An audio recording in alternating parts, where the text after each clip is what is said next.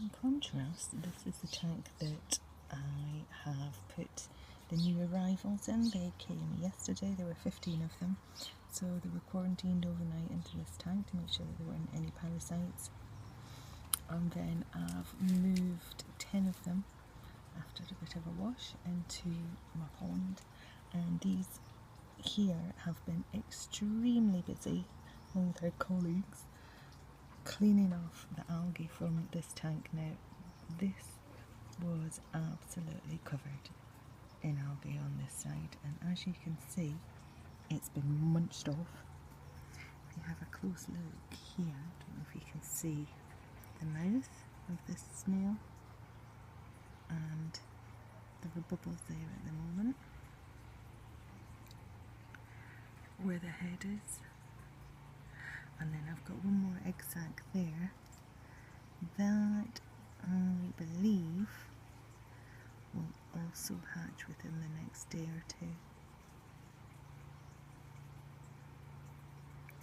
So there's 5 snails left in this tank, and this big one here appears to have an egg sac on it already. When they arrived, I noticed that there was a couple of egg sacs had been laid on the shells, so they'd obviously been busy in transit. But this is one of the biggest ones that came, so I'm going to use this one to populate my tanks with lots of baby snails. And as you can see, if you look down here into the tank, all those little green whorls are the algae once it's passed through the snail system. So the 15 of them are obviously eating extremely well. That said, they will still eat what's passed through the system because there's still a lot of nutrient in there, so I will clean it out, but it's not going to cause any harm whilst it's in there.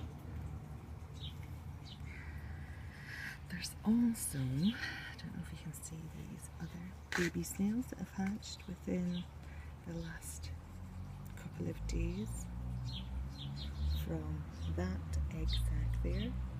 So there's still a couple around there, but there's probably about 30 tiny snails in here. And they are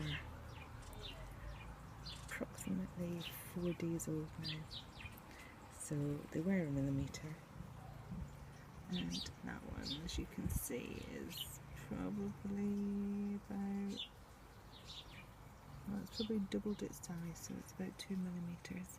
Some of them are larger, and you don't need a magnifying glass for. So I can have a good look at all of these and watch them develop. I'm using the magnifying glass.